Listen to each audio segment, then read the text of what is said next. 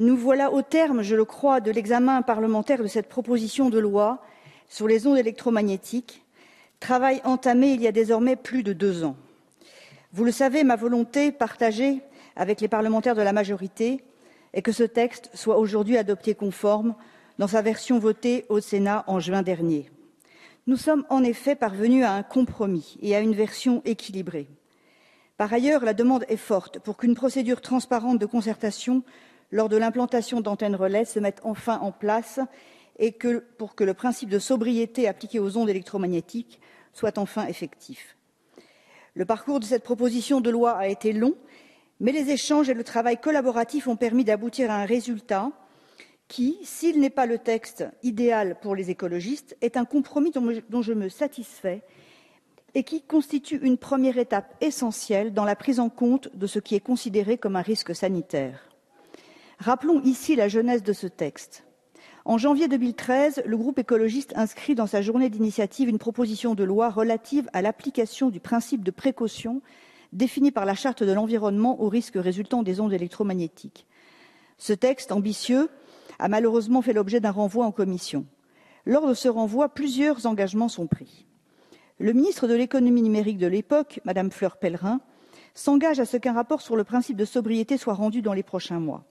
L'engagement est tenu et le rapport sur le développement des usages mobiles et le principe de sobriété de messieurs Tourtellier, Girard et Le Boulaire est rendu en décembre 2013. Ce rapport insiste sur la nécessité de légiférer sur ce sujet et cette proposition de loi s'en inspire largement. Un autre engagement est alors pris par le président Brottes, celui de faire que ce renvoi ne soit pas un enterrement du texte, mais qu'il permette d'améliorer la proposition de loi et de mener un travail collaboratif. Cet engagement est tenu et je tiens à en remercier vivement Monsieur le Président Brottes. Un groupe de contact parlementaire est en effet créé à son initiative, composé d'un député de chaque groupe parlementaire. Ce groupe de contact se réunit plusieurs fois en 2013, notamment pour suivre l'évolution du rapport sur le principe de sobriété.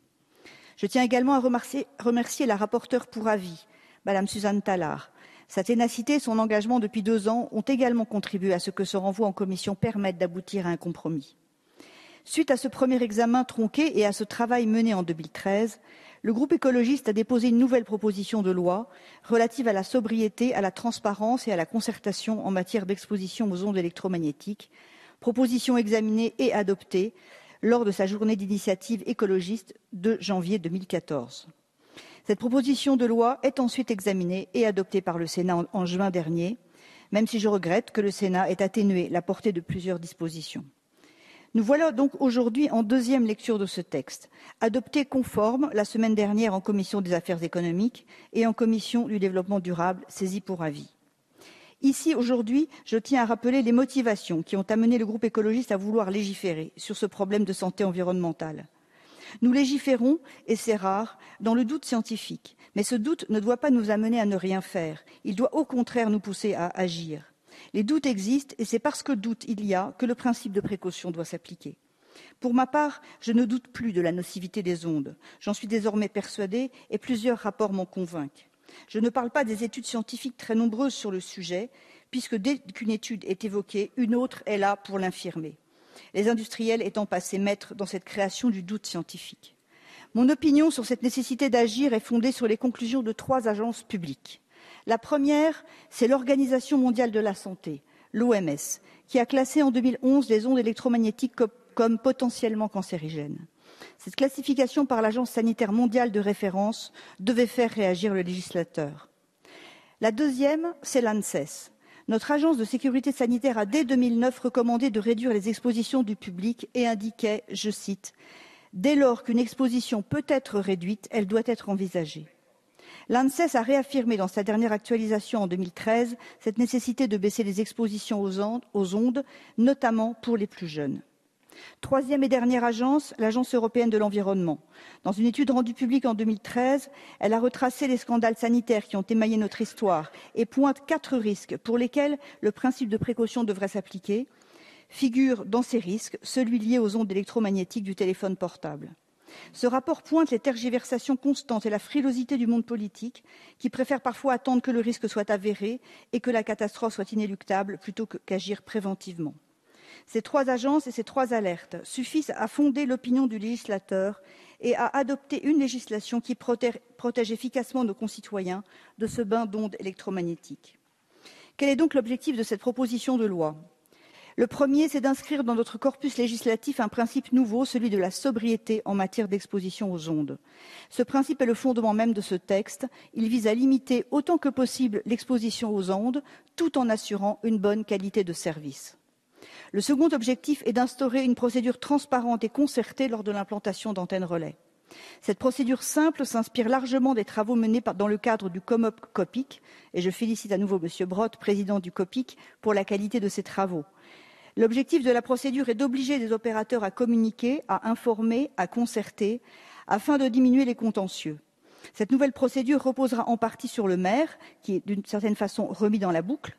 Les instances de conciliation départementales seront réactivées et un comité de dialogue au niveau de l'ANFR sera créé. Ce comité de dialogue permettra de prolonger la concertation menée entre associations, opérateurs et services de l'État dans le cadre du Grenelle des ondes et du COMOP-COPIC. Ce texte prévoit également une définition et une procédure de traitement des points atypiques. Les dispositifs de cette proposition de loi permettront, grâce à des calculs basés sur une moyenne nationale, qui est, rappelons-le, aujourd'hui à environ 1 volt par mètre, d'identifier les points qui dépassent substantiellement cette moyenne. On voit bien d'ailleurs que les normes actuelles, qui vont de 41 à 61 volts par mètre, sont tout à fait obsolètes.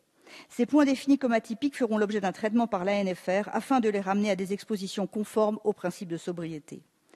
Comme nous le savons, les antennes relais ne sont pas la seule source d'exposition, même si ce sont elles qui cristallisent le débat.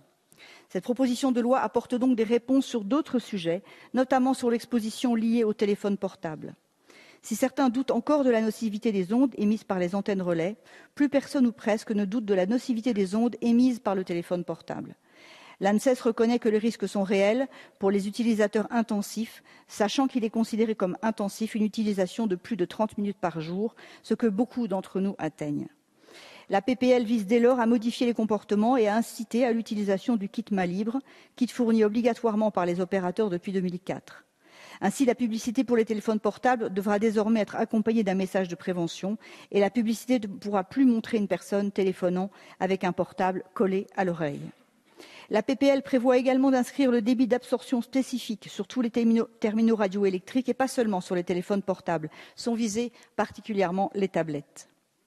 Les mesures concernant le Wi-Fi ont malheureusement été largement modifiées au Sénat et je le regrette. Il s'agit d'une nouvelle source de pollution, certes moins intense mais très présente. Heureusement, la version actuelle du texte a maintenu l'interdiction du Wi-Fi dans les crèches, ce qui est évidemment une mesure de bon sens. Un regret cependant, nous étions nombreux à souhaiter que cette interdiction s'étende à la maternelle et au primaire. Pour autant, le texte a maintenu les recommandations d'usage à l'école en limitant l'accès au Wi-Fi aux activités pédagogiques. Si le numérique à l'école peut présenter un intérêt, cette utilisation du numérique devrait se faire prioritairement en mode filaire. Vous l'avez compris, ce texte s'intéresse particulièrement aux jeunes enfants, davantage vulnérables puisqu'ils évoluent depuis leur naissance dans un bain d'ondes qui se densifie. Le texte restreint ainsi plus strictement la publicité à destination des plus jeunes. Dernier point de ce texte, l'électro-hypersensibilité.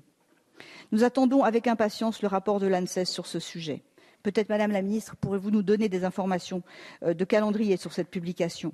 Sur l'électro-hypersensibilité, la proposition de loi ne va pas assez loin, je le regrette. Si ce texte ne comporte qu'un seul article spécifique sur ce sujet, il faut cependant prendre en compte le fait que l'ensemble de la PPL vise à réduire l'exposition aux ondes et par là permet d'apporter un début de solution aux personnes EHS.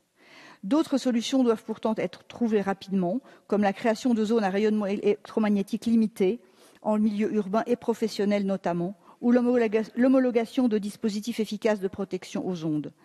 Les associations déplorent notre manque d'ambition pour apporter des réponses aux personnes électro-hypersensibles. C'est pourquoi je formulerai à nouveau des propositions sur ce sujet dans le cadre du projet de loi santé qui viendra en discussion dans les prochaines semaines. Dernier mot, puisqu'il s'agit d'une proposition de loi équilibrée, fruit d'un long travail collaboratif mené depuis 2 ans. Je vous propose de l'adopter conforme afin qu'elle entre en vigueur le plus rapidement possible. Je vous remercie. Merci Madame la rapporteure.